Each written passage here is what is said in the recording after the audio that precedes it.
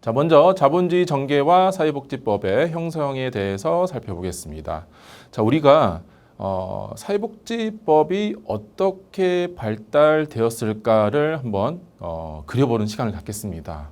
자, 그러기 전에 여러분 교환이나 화면을 보시면 첫 번째 전통적인 농경사회, 그러니까 우리가 지금 현재 어떤 도시적인 또는 어떤 산업화되어 있는 이 시점 말고요. 농촌 또는 뭐 어촌이 상관없습니다. 그런 시절을 생각해 보시면 전통적인 농경 사회에서는 개인의 기본적인 욕구, 우리가 여기 이제 교환해 보시면 needs라 나와 있죠. 이게 사회복지에서 많이 쓰이는 용어이죠. 이 욕구를 어디서 해결하느냐, 충족을. 자, 보통 가족과 지역 사회라는 공동체 안에서 이루어집니다. 그러니까 쉽게 얘기하면 이렇게 생각하시면 됩니다.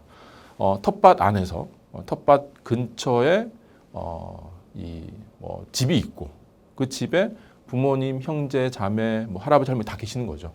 자, 그 안에서 가족 안에서 어떤 농작물을 재배를 하고 그걸 통해서 소비도 되고 또 그걸 물물교환해서 운영되는 그런 형태입니다. 그러니까 쉽게 얘기하면 어떤 불편한 부분이나 아니면 먹는 것뿐만 아니라 필요한 부분들은 대부분 가족을 통해서 또는 어떤 그 가족에 함께하는 지역사회라는 공동체를 통해서 이루어지죠. 자, 또한 이러한 생산 수단 자체가 토지라는 부분인 거죠. 그렇죠? 토지를 소유해서 일종의 경영주가 되는 가장. 그러니까 가장 중요한 사람이 이제 가장인 거죠. 가장이 가족 구성원을 총체적으로 지휘하면서 가족 구성원의 무상 노동을 지배한다. 자, 이런 이제 용어가 좀 어렵게 돼 있지만 무상 노동이다. 그러니까 쉽게 얘기하면 급여를 받고 일하는 게 아니라 집에 있으면서 아버지 도와드리면서 일을 하는 거죠. 이제 그게 이제 무상 노동인데 가장이 그런 부분들을 어떻게 보면 가장 쥐고 있다라고 생각하시면 되고요. 자, 그런 부분들이 가족의 생활 및 소비 지출이 가장이 관리하고 지배하는 농업 경영에 의한 수입에 의존하고 있다라고 생각하시면 되겠습니다. 결국 이제 가장의 역할이 중요한 거죠. 그래서 이러한 가장이 소유 또는 이걸 어떻게 잘 운영하는 것에 대한 경영, 또 수입 이런 부분에 대한 지배적인 권능, 그러니까 힘이죠. 또 그런 거와 함께 이 가장의 책임이 막강합니다. 자, 결국 가장의 책임까지 누구의 책임? 이 가족들을 보살펴야 되는 책임. 그래서 가족 구성원에 대한 생활 보장까지 담당하고 있다. 자, 이런 부분을 제가 왜 살펴봤을까요? 자, 이러한 시점에서 이제 흘러갑니다. 세상이 흘러가는데 이러한 가족에서의 전통적인 농경사회에서 가족을 다시 한번 정리를 하시면 결국 가장의 지배 관리하에서 생산과 경영, 소비 생활의 공동체로서의 존재한다는 이런 모습도 생각하시면 되죠. 물론 이제 과거의 정통적인 농경사회에서는 조금 우리가 생각하는 부분과는 다를 수도 있겠지만 자, 이러한 이 부분들이 좀 달라집니다. 어떤 식으로 달라지냐면 자본주의가 출현하면서 뭔가 여러 가지 상황들이 바뀌어가 돼요. 그러니까 쉽게 얘기하면 농사만 짓고 해결되는 부분들이 이제는 금전적인 어떤 자본의 흐름에 있어서 달라지게 됩니다. 어떻게 달라지냐면 가족이 갖고 있었던 생산과 소비를 다 했던 부분들이 이제는 그게 분리된다는 얘기죠. 그러니까 쉽게 얘기하면 가족이 단순히 소비 생활의 공동체. 그러니까 농촌 생활이나 농경 생활에서 있던 가족들이 어디로 갑니까? 도시로 갑니다. 도시로 가서 근로, 임금 노동자가 되는 형태로 가면서 가족은 단지 이제 그런 어떤 급여를 받고 금전적인 그 급여를 통해서 어떻게 소비하는 형태의 공동체로 전락하는 부분들이 발생이 된다. 자, 결국은 농민들은 어떻게 되느냐? 결국 농민들은 임금 노동자가 되는 형태. 그러니까 여러분 다 아시다시피 이농, 농촌 사회를 벗어나서 도시로 가는 이농 형상이 결국은 자본주의. 또 이러한 자본주의는 산업화와 함께 이루어졌다라고 볼 수 있습니다. 자, 이러한 가족의 생존과 부양 문제가 임금 노동자인 가장의 수입, 즉 임금에 의존한다. 다시 한번 강조하겠습니다. 자, 이러한 임금에 의존한 부분들이 법적인 부양 책임자가 가장이 받는 임금으로서 단순히 노동력의 대가가 아니라 일을 해서 벌어들이는 부분의 대가로 내가 수입을 받는 것뿐만이 아니라는 얘기죠. 어떤 형태냐? 가족 구성원의 생존 비용이다. 그러니까 먹여 살려야 되고 또는 이걸 통해서 집을 사든 또는 집세를 내든 그렇죠? 또는 여러 가지 아프거나 다치거나 했을 때 그런 비용들까지 결국은 생존 비용까지 포함할 수 있어야 된다. 그래서 자본주의 사회에서 임금이라고 하면 노동력의 가격이라고만 할 수 없다. 노동력의 가격일 뿐만 아니라 노동력을 소유한 인간과 그 가족의 생존에 대한 배려가 안정적으로 이루어지는 것이 사실은 아니다. 그래서 이런 부분들이 노동력의 단지 가격일 뿐만이 아니라 다양한 부분까지 이제는 그 임금들이 해야 계열해야 되는 요소로 작용하고 있다. 그렇지만 이게 잘 되느냐? 아니란 얘기죠. 그래서 시민사회 가족법상의 부양 책임 그리고 자본주의의 분배 사이에서 모순이 발생되고 있다라고 얘기합니다. 그러니까 쉽게 얘기하면 이거죠. 과거 전통주의 사회에서처럼 어떤 그런 농경 사회에서 모든 걸 벌어서 그 안에서 다 욕구를 해결했던 부분들이 자본주의 사회로 넘어오면서 사실은 여러 가지로 제약도 발생이 되고 어느 정도 이제 미스매치가 되는 거죠. 연결이 안 되는 부분이 생기는 겁니다.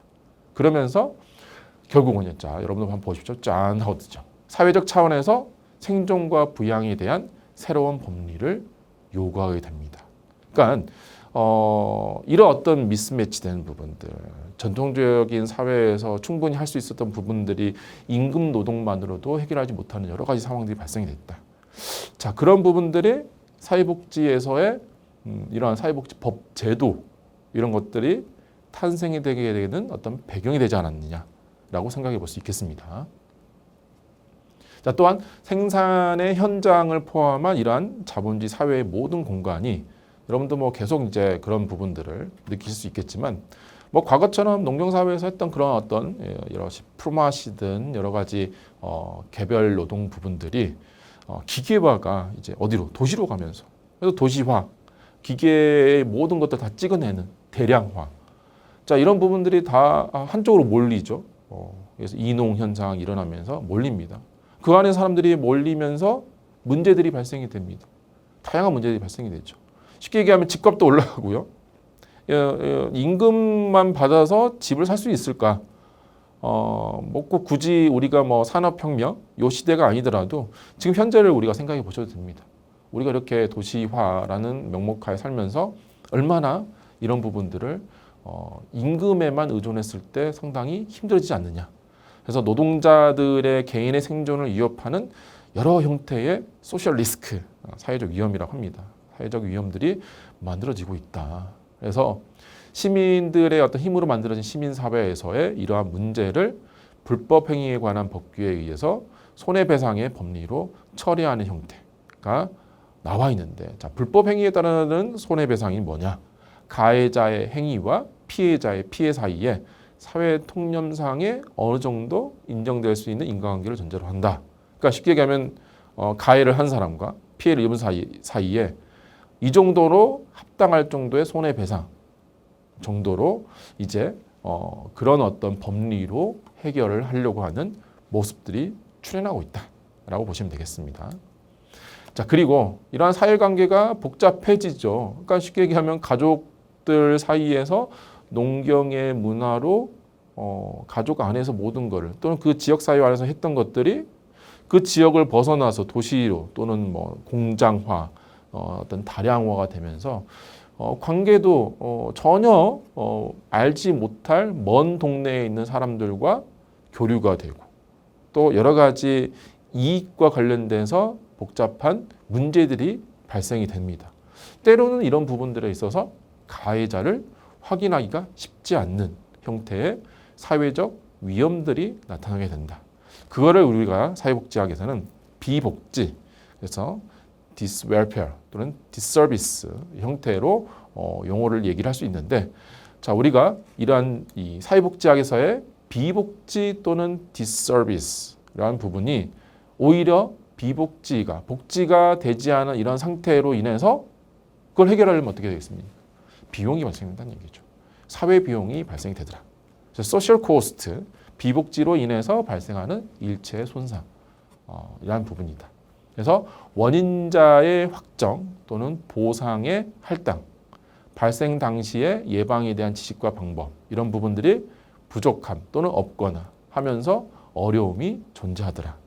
그래서 사회 비용이 발생되고 복지가 제대로 이루어지지 않는, 그러니까 우리가 복지를 생각했을 때 웰빙이라고 얘기를 하죠. 결국은 잘 살아가는 정도가 이렇게 복잡해지는 여러 어떤 상황들 속에서 해결하지 못하는 또는 가해자를 확인하기 쉽지 않은 소셜 리스크가 많아지더라. 그래서 이런 부분들을 우리가 비용적인 측면에서 해결하다 보니까 그게 하나의 소셜 리스크 또는 그런 리스크를 해결하기 위해 소셜 코스트가 발생이 되더라라고 정리하시면 되겠습니다. 자, 결국 이러한 개인들 간의 손해배상 제도를 통해서 생활상의 사회적 위험을 해결할 수 없게 됐다. 그러니까 앞서 말씀드린 것처럼 손해배상이라고 하면 가해자와 피해자 사이에 자, 이런 부분에서 금전적인 피해를 입혔어요. 예를 들면 100만 원. 그럼 100만 원에 해당되는 만큼 배상을 하면 문제가 없게 되죠. 그런데 복잡해지는 상황 속에서 누가 가해자인지 피해자인지 모른단 말이에요. 그러니까 예를 들면 이런 것도 있습니다. 우리가 공장에서 일을 하는데 어떤 그런 폐와 관련된 여러 가지 오염된 물질을 흡입하면서 그로 인해서 본인에게 폐병 또는 그로 인해 사망을 했어요. 근데 과거에 한참 산업화가 이루어질 시기에는 그거에 대한 원인 결과, 인과관계에 대한 규명이 명확치가 않았습니다. 그러다 보니까 피해 정도에 대해서 그만한 합당한 어떤 이 보상이 이루어지지 않았다는 얘기죠. 그게 결국엔 누구한테 다 부담이 되겠습니까? 일개 각 시민들에게 부담이 된다는 얘기죠. 이런 부분들이 너무 많아지니까 이게 복지로서 뭔가 해결할 부분이 생겨야 되겠다. 그래서 나온 부분들이 사회복지법제가 이러한 법 제도들이 만들어져야 되겠다. 그러니까 각 개인들의 간에 이러한 어떤 손해배상으로만 해결하기 위해서는 뭔가 문제가 안 되겠다. 해결이 안 되겠다. 그러다 보면 시민들은 더 살기 더 힘들어지겠다. 자, 그런 부분들이 현재 지금 이렇게 우리가 만들어지고 있는 여러 가지의 사회보장제도 또 이러한 대인 서비스, 그러니까 휴먼 서비스라고 하죠. 각 개인들에 대한 여러 가지 어려움들을 대처하는 서비스들이 등장하지 않았을까라고 생각할 수 있습니다. 그래서 짜잔 하고 나타났죠, 여러분들. 키포인트를 보시면 사회복지법은 자본주의 사회를 지탱해온 기존의 법 체계로 해석하거나 해결할 수 없는 새로운 문제가 도래하게 됐다. 그러면서 나타난 여러 가지 대응으로 발전한 법 영역이고 어찌 보면 여러분들이 배우고 있는 사회복지 학문은요, 뭐 철학이니 또는 사회학이니 심리학과는 다르게 새로운 형태, 가장 최근의 학문을 배우고 있습니다. 그리고 또 지금 여러분들이 배우고 있는 이러한 과목, 사회법제라는 과목은 그러한 트렌드에 맞는 가장 최근의 어떤 그런 흐름 속에서 그래봐야 한 100여 년, 200여 년 됩니다. 사실은 뭐 우리의 역사를 보면 더 오래돼 있죠. 최근의 학문을 배우고 있다. 그래서 이걸 잘 적용하는 부분들을 여러분 생각하시면 될 것 같습니다.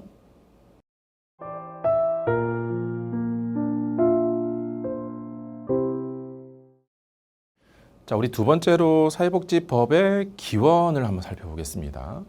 자, 사회복지법의 기원, 자, 역사를 한번 이렇게 거슬러 보면요, 우리가 앞서 농경사회, 시민사회, 그러면서 자본주의 도래 이런 얘기를 했는데, 자, 여러분들 한번 잠깐 퀴즈를 해볼까요? 뭐 여기서도 우리 화면에서 여러 가지 퀴즈들이 막 나올 텐데요. 수업 중에 중간에 이렇게 돌발이 나갑니다. 산업혁명은 어디서 시작됐습니까? 네, 딩동댕 다 아실 것 같습니다. 영국이죠. 영국에서 시작되고 산업혁명이 시작됐다 그 얘기는 아까 잠깐 우리 앞에서 말씀드린 것처럼 농경사회에서 도시와 어떤 그런 산업화가 되면서 여러 문제들이 발생되는 어떤 그런 것들을 가장 먼저 나라가 체감을 하게 되죠. 그래서 우리가 먼저 살펴보는 것도 영국이라는 나라를 먼저 살펴보게 됩니다. 그래서 먼저 영국의 사회복지법의 기원을 살펴보는데 아마 여러분들께서 이렇게 사회복지법제 수업을 듣기 전에 뭐 사회복지 개론이나 다른 거 혹시 들으셨으면 엘리자베스 여왕 시대의 빈민법 이런 얘기 한 번씩 들어봤을지 모르겠습니다. 요거는요 모든 시험의 단골 메뉴입니다. 단골 메뉴는 그만큼 역사의 최초 그런 의미로서 가지기 때문에 꼭 기억을 하시고 들으셨으면 좋겠습니다. 자, 이날 엘리자베스 빈민법은 자, 여기 연도를 한번 보시면 몇 년도입니까? 1601년입니다. 지금 벌써 우리가 2000년도 한참을 지나고 있는 400여 년이 지난 전에 우리가 사회복지법의 기원이라고 하는 최초의 법이라 하면 1601년에 만들어진 빈민법을 얘기합니다. 그 영문으로 하면 Poor Law라고 하는데 이게 빈민을 구제하기 위한 법이라고 해서 구빈법이라고도 합니다. 어찌됐든 이러한 빈민법은 불황자, 그러니까 거리에 가난한 사람들이 집이 없이 배회하는 것을 너무나 많은 시민들이 목격하고 그 나라를 움직이는 여왕 또는 정책을 하는 분들이 이건 심각하구나, 뭔가 대책을 세워야겠다 라고 한 부분들이 불황자들에 대한 어떤 조치를 취하게 되는 어떤 시초라고 보시면 되겠습니다. 자, 그런데 이러한 빈민법이 불황자가 하루 이틀 사이에 만들어졌겠습니까? 그렇죠? 근데 그런 것들에 대해서 이전 정책의 이런 부분에서 제대로 해결이 되지 않았던 거죠. 그러니까 길거리에 배회하고 있으니까 이 사람들 자꾸 하려고 했다. 또는 구빈을 하는 데 있어서 뭔가 제대로 해결이 되지 않았다는 거죠. 그래서 이런 부분들에 대해서 통감을 한 겁니다. 인정을 하고 뭔가 합리적인 조치를 해야 되겠다. 그래서 만들어진 게 여러분 이제 화면에 보시는 것처럼 첫 번째 노동 능력이 없는 빈민, 두 번째 다른 단어 보이십니까? 있는 빈민, 노동 능력이 있는 빈민. 그리고 세 번째 특이하게 빈민아동. 이렇게 빈민을 봤더니 가난한 사람을 봤더니 세 가지로 분류를 할 수 있겠다. 분류를 했다는 얘기는 뭐냐면 세 가지의 분류 기준에 따라서 좀 다르게 정책을 펼쳐야겠다. 그러니까 과거에는 불황 또는 어떤 빈민에 대한 어떤 정책이 그러니까 이 엘리자베스 빈민법 나오기 전에 말씀드립니다. 그 전에는 뭔가 억압하고 해결이 되지 않았던 부분들을 여러 가지 조사와 연구를 통해서 이렇게 세 가지로 나누었다는 얘기죠. 사실 이게 시사하는 바가 큽니다. 그렇기 때문에 이게 시초가 된 거죠. 그 전에는 누구도 이렇게 생각을 못했습니다. 자, 이 부분에 대해서 노동 능력이 없는 빈민은요, 빈민원에 수용해서 구호한다. 쉽게 얘기하면 그러겠습니다. 우리가 산업화, 도시화로 가면서 결국은 아까 말씀드렸던 것처럼 임금 노동이었다는 얘기죠. 그러니까 임금 노동, 즉 일을 해서 급여를 받아야 되는데 노동 능력이 없으면 그걸 못 하는 거잖아요. 그러니까 급여를 받아서 뭔가를 생계를 이어가면 빈곤을 해결할 수 있을 텐데 이렇게 안 되는 분들이 있다. 안 되는 분들이 어떤 분들이겠습니까? 장애가 있으신 분들일 수 있죠. 또 연로하신 분들이 있죠. 어르신, 한 70세, 80세. 그 당시에는 60세만 넘어도 이 노인이라고 했겠지만 이런 분들이 노동 능력이 없는 빈민인 겁니다. 또는 이렇게 생활하다 다쳐서 이게 치료를 제때 못해서 어떤 그런 질병으로 인한 노동 능력이 상실되는 경우도 있겠죠. 이런 분들은 어디? 빈민원. 쉽게 얘기하면 시설이라고 보시면 됩니다. 시설에 수용해서 그들에게 이 잠잘 자리를 제공하고 먹을 거리 이렇게 주면서 구호를 한 거죠. 자, 이에 반면 중요한 부분을 가려고 하죠. 노동 능력이 있는 빈민. 자, 일할 수 있는 사람입니다. 일할 수 있는 사람들은 어떻게 해야 되겠습니까? 이 사람들이 왜 빈민이 됐을까요? 일할 직장이 없거나 또는 이때 이제 이분들은 이제 이런 생각을 한 거죠. 일할 직장이 없다기보다는 일을 하기 싫은 거죠. 게으르다는 얘기를 많이 합니다. 게으르기 때문에 그런 것 같다. 그래서 이분들을 빈민원은 빈민원인데 좀 다른 빈민원, 교정을 하는 그런 자세를 바꿔야 된다는 생각에 교정원을 둔 겁니다. 그래서 이분들을 모아놓고 작업장에서 강제로 일을 시키는 거죠. 이렇게 빈민에 대한 조치를 취한 거고요. 세 번째로 분류한 건 좀 특이합니다. 빈민 아동. 그러니까 위하고는 다르게 가난한 가정에 있는 아이들은 어떻게 할 것이냐에 대한 좀 생각을 했던 겁니다. 우리 사회도 지금 사회를 보면 가출하는 아동이다. 어떤 배회하거나 아이들 생각하면 어찌 보면 이때부터 이런 생각들이 좀 있지 않았나 생각해 볼 수도 있고요. 이건 좀 나중에 다른 차원이긴 하지만 빈민 아동들 어떻게 했느냐? 강제로 도제를 보냈다는 얘기입니다. 그러니까 쉽게 얘기하면 말이 좀 어렵게 되어 있는데 기술이 있는 또는 어떤 뭔가 그 집안 자체에 생산성이 있는 집에 보낸 겁니다. 그래서 그 기술을 배우게 하는 거예요.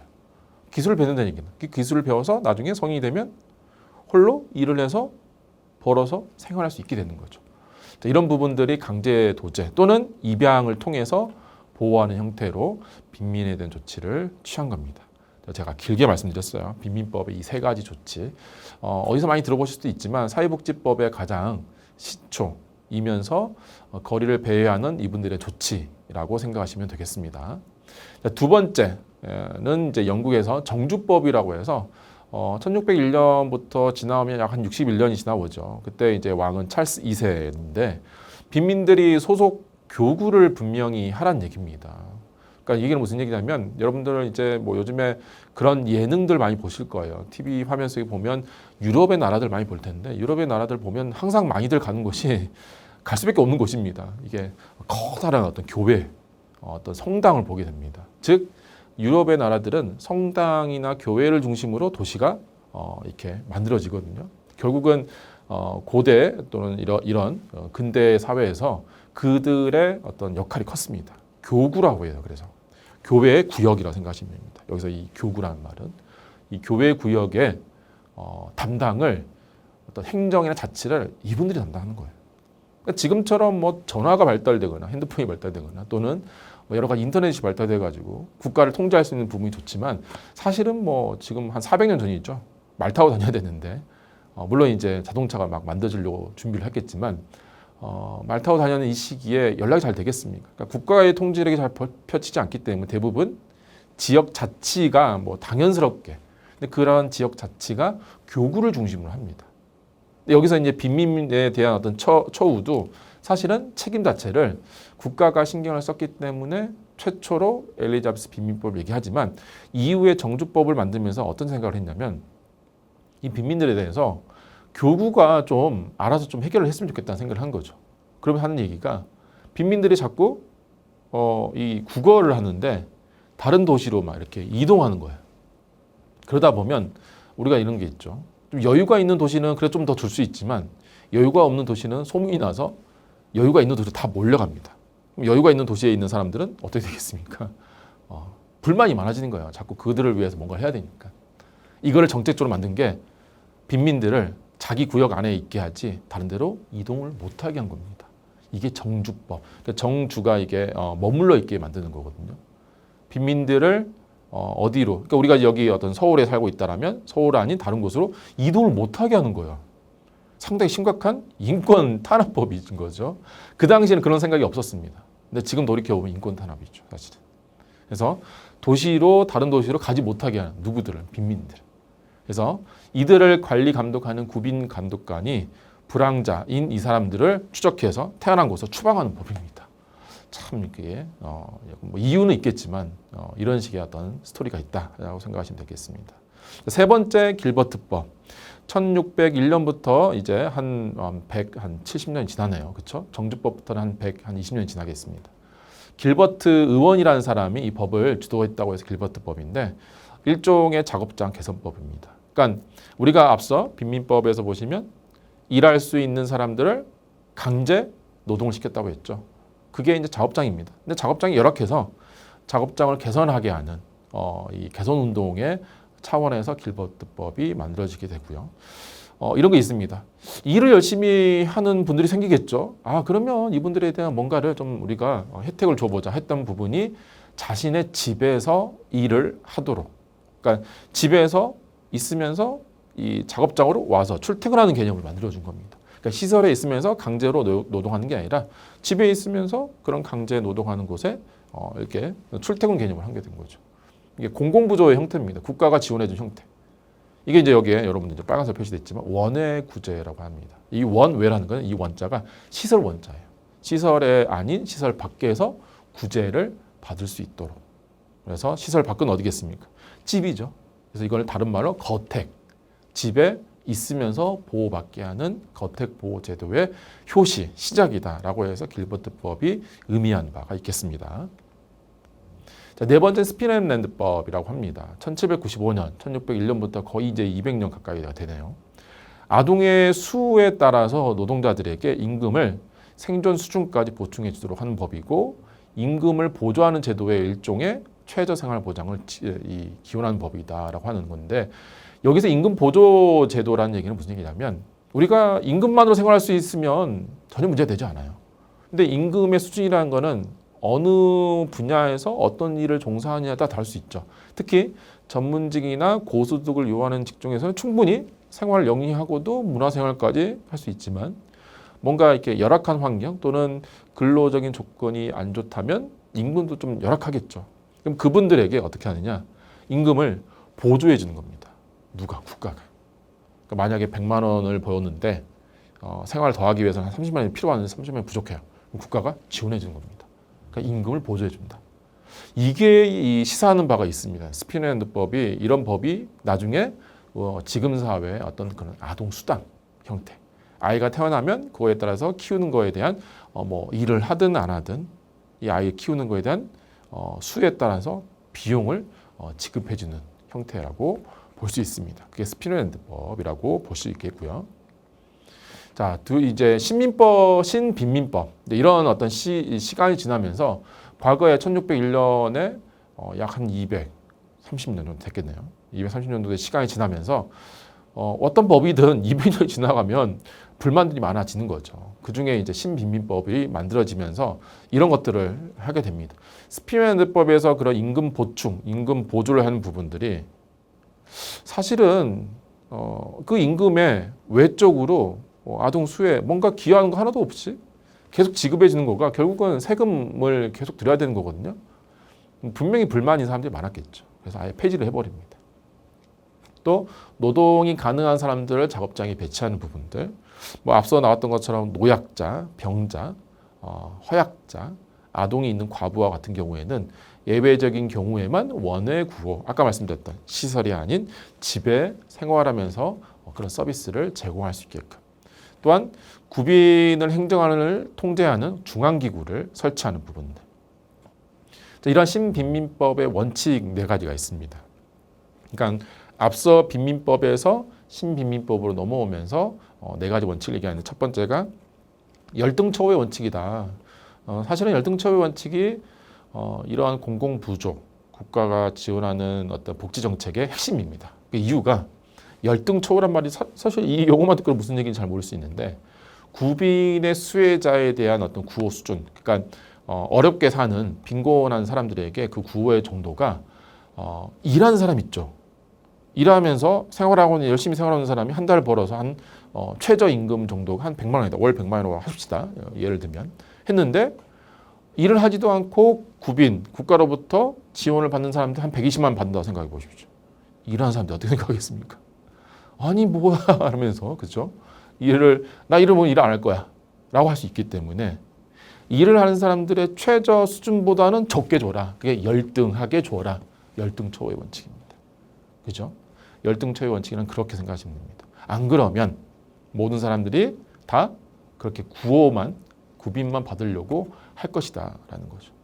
두 번째 신민민법의 원칙 중 하나가 원외 구제를 금지하는 방안입니다. 그러니까 예외적으로 노약자나 질병이 있는 사람들만 예외적으로 원외 구호를 실시하고 웬만하면 원외 구제를 하지 않는다라는 원칙을 세운 겁니다. 그러니까 시설 안에서 구제를 하겠다. 그리고 작업장 활용의 원칙. 그래서 노동이 가능한 사람들에게는 작업장에서 노동을 하는 것이 원칙이고 전국균일이라는 것은 어떤 지역 교구, 제가 말씀드렸죠. 교구에 따라서 다를 수 있는데 이러한 빈민구제를 이제는 전체 중앙에서 좀 뭔가 관리할 필요가 있겠다. 중앙행정기관인 빈민법위원회에서 전국적으로 통일되는 부분으로 정리를 했다. 그래서 이러한 신빈민법이 빈곤구제의 책임을 누구에게 있다? 국가에게 있다라고 인정하지만 자, 여기서 중요한 부분이 있습니다. 사실은 빈곤의 원인, 뭐가 해서 이 사람들이 가난하게 된 건가? 결국은 도덕적 문제라는 거죠. 이 시대의 가장 큰 흐름은 게을러서다. 일을 할 수 없는 사람들이 가난한 건 이해할 수 있겠지만 일할 수 있음에도 가난한 거는 게으름의 문제인 거다. 즉 도덕적인 문제인 거다라고 생각한 거죠. 그래서 어떤 이 신빈민법의 어떤 시대, 그러니까 지금 시대는 다른 거죠. 지금은 뭐 어떤 사회 구조적인 문제다 여러 가지 얘기를 하지만 그 시대에는 이러한 사회 구조적인 어떤 개혁의 시도보다는 어찌 보면 그들을 뭔가 이렇게 통제하고 싶은 형태의 구제라고 볼 수 있습니다. 그러니까 뭔가 다른 드러나지 않게 그들을 하나로 관리하는 형태 정도로만 볼 수 있겠습니다. 그래서 이렇게 사회의 구조적인 개혁의 시도보다는 사회 통제적인 구제를 실시했다. 이런 부분이 특징이라고 볼 수 있겠습니다. 자, 이러면서 이제 영국의 이제 쭉 흐름이 좀 빨리 지나갑니다. 뭐 영국을 우리가 계속 역사를 훑어 볼 수 없기 때문에 그러다 보면 이 1900년도 이후부터 대처정부 이전 시기에 이제 노령연금법, 빈곤이 증명되어야 수급할 수 있는 무기여, 기여가 없이도 노령연금법을 제정하면서 그들에 대한 이 처우를 실시하게 되는 부분이 있고요. 또한 1911년 국민보험법으로서 영국 최초의 사회보험법을 국민보험법으로 만듭니다. 그래서 건강보험 있죠. 병원 갈 때 필요한 보험, 국민건강보험과 실업보험으로 구성되는 국민보험법을 1911년, 벌써 우리나라로 지금의 시점을 보면 한 100여 년 전이네요. 그렇죠? 자, 그리고 보험료로는 기여제로서 노동자와 고용주 국가가 부담하는 형태. 보험금 지급은 이제 보험금 지급은 뭐겠습니까? 아플 때 병원에 갔을 때 그러한 지급은 보험료를 완납한 사람에게만 이루어지는 형태가 되겠습니다. 그래서 국민보험법은 영국 최초의 사회보험법이다 라고 정리를 하시면 되겠습니다. 자, 또한 실업보험법. 그러니까 이런 사회보험의 가장 중요한 보험 중에 또 실업보험법이 있죠. 1921년에. 그래서 국민보험법을 개정해서 실업보험법을 제정하고 급여 기간을 15주에서 5년으로 연장해서 잘 나오죠. 재정이 파탄나는 부분들. 그러니까 사실은 이런 부분들이 이제 문제가 발생이 됩니다. 국가가 영국이란 나라가 어찌 보면 시작도 잘 되어 있고 계속 그런 고심한 흔적들이 보이는데 너무 이쪽에 많이 하다 보니까 재정이 많이 없어져 버리는 형태가 됐습니다. 자, 그러면서 이제 비버리지 또는 뭐 베버리지 이렇게 하는데 베버리지 보고서를 통해서 1942년에 5대 악이라고 선정하게 됩니다. 궁핍, 질병, 무지, 불결, 나태를 어떻게든 해결해야 된다라고 베버리지 보고서를 통해서 이것에 대한 처우를 생각하게 되고요. 그래서 베버리지는 국가 재건을 위해서 5대 악을 극복하기 위한 사회보험과 관련 서비스의 필요성을 강조하게 됩니다. 그러니까 우리가 앞서 살펴봤던 것처럼 사회보험에서의 영국은 사실 빈민법이 가장 핵심이지만 근대로 오면서 비버리지 보고서 이걸 통해서 사실은 5대 악을 근절하고 또 사회보험과 관련 서비스의 필요성을 강조하는 형태가 됐다라고 정리를 하시면 좋겠습니다. 자, 그러한 이러한 베버리지 보고서를 조금 더 살펴보시면 사회보험 성공을 위해서 3가지 조건으로 지금 우리가 많이 나오는 거 있죠. 아동수당, 또 포괄적인 보건 서비스, 또 일하는 어떤 형태의 완전고용의 어떤 그런 부분들, 또 이러한 사회보험의 6대 원칙으로서 급여의 적절성, 정액급여, 정액약출. 그러니까 정액이라는 거는 똑같이 얘기하는 겁니다. 균등하게 얘기하는 거죠. 행정책임을 한 곳에서 통합할 필요가 있다. 중구난방이 아니라 또 전체를 포괄할 수 있는 부분들, 분류를 할 필요가 있겠다. 이러한 원칙들을 가지고 베버리지 보고서를 통한 이러한 어떤 정책들을 만들게 됩니다. 또한 이제 영국을 지나서 독일의 상황들을 볼 텐데 영국이 사실 제일 길어요. 그리고 독일 부분은 이제 간단하게 특히 이 사회복지법에서의 특징적인 부분에 비스마르크 시기를 우리가 얘기할 수 있습니다. 이때 독일의 사회보험법은 크게 3가지 법 영역으로 사회보험, 공공부조, 국가이한 급부인, 부양으로서 얘기를 합니다. 자, 여기에서 특히 비스마르크 시대의 세계 최초로 사회보험법이 제정이 되었다. 그러니까 우리가 영국에서 보시면 영국의 사회보험법의 최초는 국민보험법을 얘기하지만 전 세계적으로 봤을 때는 가장 먼저 사회보험법이 생긴 거는 독일입니다. 좀 특이한 거죠. 이런 부분들이 특이하기 때문에 시험에서 잘 나오고요. 또한 이유가 또 있어요. 독일이 요즘 여러분들 보시면 주변에 이제 길 가다 보시면 좀 좋은 차들은 또 독일 차들이 많죠. 기술이나 이런 어떤 근로자들 이런 부분들은 독일이 좀 빠른가 봐요. 그래서 그들에 대한 처우, 결국엔 사회보험도요, 근로자들에 대한 처우를 더 하기 위해서 만들었던 법이다라고 얘기할 수 있기 때문에 그런 법들이 만들어지다 보니까 아무래도 사회보험법을 먼저 만들지 않았나 생각해 볼 수 있겠습니다. 자, 이래서 1881년 비스마르크 이제 재상이죠. 이 사람의 고문 하에 독일의 황제 빌헬름 1세가 요부조자, 그러니까 요부조자라는 얘기는 도움이 필요한 사람입니다. 도움이 필요한 사람들의 보호를 확대하는 하는 측량을 만들면서 사회보험 제도의 확립, 이거야말로 기독교 국민생활의 윤리적 기초에 입각한 모든 공동체의 가장 숭고한 임무 중 하나다라고 하면서 질병보험, 산재, 폐질, 노령보험 이런 법들의 사회보험법을 만들게 된다는 거죠. 그러니까 1881년 이렇게 쭉 오면서 지금부터 한 30년 이렇게 전 되겠네요. 그러니까 독일이 좀 빠르죠. 그런 부분들이. 그래서 비스마르크는 이런 시기에 비스마르크를 보시면 가부장적인 국가관을 갖고 있는 사람입니다. 그래서 군주 국가를 사실 옹호하고 있고 독일의 집권 초기 사회주의 운동을 해서 군주의 대립자인 자유주의자를 견제하려고 했습니다. 그러니까 뭔가를 힘으로써 어떤 막강한 이런 부분들을 하려고 하지만 사회주의 운동가들을 활용해서 자유주의자들을 좀 이렇게 견제를 하는데 가장 중요한 게 노동자 계급이 중요했다 본 거죠. 독일은. 그러니까 비스마르크 입장에서는. 그러다 보니까 이러한 노동 계급에 대한 보호를 어떻게 받냐? 사회보험법으로 그들의 어떤 그런 불만이나 이런 부분들을 좀 녹여줄 필요가 있겠다. 약간 이제 정치적인 부분들이 이제 요소가 들은 거죠. 그래서 사회보험법을 통해서 노동자의 어떤 그런 이 역할들을 그들에게는 상당히 환호할 일이니까 자신의 편으로 끌어들이게 되는 겁니다. 이렇게 사회보험을 통해서 노동자들을 자신의 편으로 끌어들이게 된다. 자, 이러한 비스마르크 시기를 지나서 우리가 이제 알고 있죠. 제1차 세계대전 전쟁을 통해서 독일의 역할들을 알게 되죠. 자, 독일은 그래서 사회보장의 실시가 전쟁으로 인해서 중단이 되고요. 1918년 이 바이마르 공화국이 만들어집니다. 그래서 이 시기에 극심한 인플레이션 그리고 사회 경제적인 어려움 이런 부분 때문에 사회보장이 제대로 시행되지 못하는 상황이 일어났죠. 그러다가 1920년대 통화 안정, 경제 개혁 조치를 시행하게 됩니다. 그러면서 서서히 경제가 회복이 되고 3인당이라고 합니다. 사회민주당의 집권을 통해서 독일의 사회보장이 만들어지기 시작하죠. 체계화가 되기 시작합니다. 그러다가 우리가 잘 알죠. 미국도 그렇지만 세계적인 경제 대공황의 여파 또 히틀러가 나오게 되죠. 히틀러에 의한 나치, 제2차 세계대전의 패배로 통해서 계속 뭔가를 꿈틀하다가 다시 이렇게 됐죠. 이런 상황들이 지속되면서 결국은 경제 회복과 3일 사회민주당의 집권에 의한 독일의 사회보장의 체계화라는 부분에 우리가 핵심을 보시면 좋을 것 같습니다. 자, 그러면 1960년대로 오면서 50년대 전쟁이 이후에 급속한 성장을 거듭해 옵니다. 그러다가 경제가 중간에 여러 가지 문제를 부딪히게 되죠.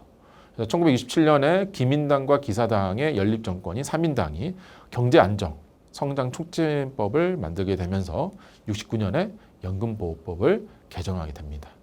자, 그러면서 1990년대 독일이 재통일되죠. 우리도 이제 어느 정도까지 언제 통일될지 모르겠지만 독일의 재통일이 사실 크게 또 되죠. 소독의 기본법의 동독에도 효력을 미치면서 소독의 기본법 내용이 모두 그대로 동독 지역에 적용되는 것은 초기에는 아니었지만 일부 내용이 개정이 되고 일부 내용들은 경과 규정이라는 것은 어느 시간이 지나고 난 후에 그런 부분들을 적용하겠다. 적용을 유보하는 형태로 진행이 되게 됩니다. 자, 이러한 부분들의 독일 부분들을 정리를 하고요. 이제 미국의 부분들은 좀 간단히 보겠습니다. 우리가 특히 영국은 전체적인 시작이라고 보시면 되고요. 독일은 사회보험의 시초라고 본다면 우리가 살아가는 데 있어서 미국의 영향도 사실 많이 있거든요. 사회복지에 많은 우리나라 사회복지 학자들은 제가 보기에는 미국에서 이 학문에 유학을 하거나 하신 분들이 거의 한 60, 70% 이상 되는 것 같습니다. 그러다 보니까 미국의 영향들이 많이 있어요. 미국의 상황들을 보시면 미국은 특별한 부분이 미국의 사회보장법의 시작을 봅니다. 그러니까 그 시점을 여러분들 다 아실 거예요. 세계 경제 대공황. 이 대공황이 이 그림에 보면 항상 나와 있는 게 있죠. 돈이 휴지 조각이 되는 형태. 엄청난 인플레이션. 대공황으로 인해서 실업이 엄청나게 되고 빈곤의 문제가 일어나면서 미국만큼 개인주의적인 또는 자신들의 노력으로 살 수 있는 부분들, 국가가 최대한 간섭하기 싫어하는 나라가 이 시기를 통해서 국가의 역할을 찾게 됩니다. 그래서 미국 정부가 뉴딜 정책의 일환으로 1935년에 사회보장법을 만들게 되죠. 이 사회보장법을 만들게 되는 부분이 미국에서의 어떤 상징적인 부분입니다. 그래서 미국의 사회보장법, 이 세계 최초의 소셜 시큐리티라고 합니다. 그러니까 소셜 웰페어라는 게 아니라 시큐리티라는 어떤 보장의 용어를 공식화한 형태가 미국이 시작이었다. 그리고 이러한 부분들이 사회복지제도의 근간으로서 미국의 복지국가의 권리장전으로까지 역할을 부여하고요. 특히 뉴딜 정책은 민간 기업에 취업하게 해서 스스로 생존을 유지할 수 있도록 하는 목적을 가지고 있었습니다. 이러한 사회복지 입법으로 평가하기에는 사실은 어려운 부분이 있지 않았나. 하지만 미국에서의 이러한 사회보장법, 소셜 시큐리티, 1935년 이런 부분들은 상징적인 부분에서 이해하시면 좋을 것 같습니다. 자, 이러한 1935년에 제정된 사회보장법에 의해서 확립이 되고 연방정부와 각 주정부가 만든 공적부조, 우리나라 치면 공공부조, 즉 국민기초생활보장제도, 의료급여 이런 것 부분입니다. 이런 부분들이 1950년에 만들어지면서 중증 장애인을 보호하는 각 주의 제도에 대해서도 연방정부가 보조금을 지출하게 됩니다. 이러한 노령부조를 받고 있는 피보호자의 의료비를 연방정부가 부담하게 되는 제도 등으로 확충되고 정비하는 상황이 됩니다. 자, 우리가 이번 시간 영국에서부터 출발해서 그리고 독일, 그리고 미국 이렇게 주요 세 나라를 살펴봤습니다. 물론 이제 지금의 복지국가라고 하면 뭐 북유럽의 스웨덴이나 이런 나라들을 얘기하지만 역사적인 측면에서 봤을 때 이 나라들이 갖는 어떤 특징들을 살펴봤다라고 보시면 좋겠습니다. 여러분 수고하셨습니다.